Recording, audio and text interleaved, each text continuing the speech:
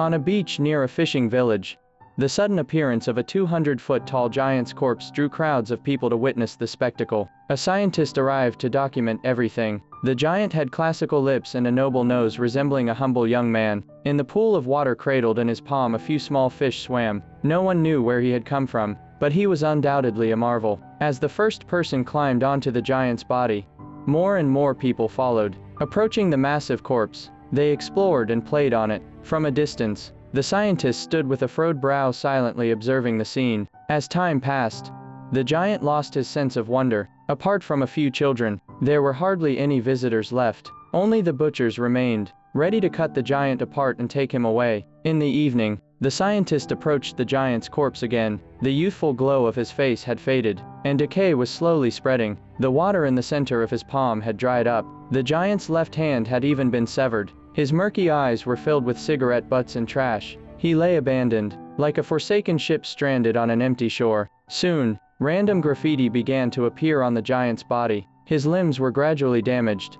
Months later, people had all but forgotten the giant. Parts of his body started to show up in town. A leg bone washed up on a pier, a rib hung in a butcher shop, and his skull was hidden in a tavern on the outskirts of town. Only the scientist still remembered the giant. He often dreamed of the giant awakening again, walking through the streets of the city, gathering his scattered limbs, and finally returning to the sea.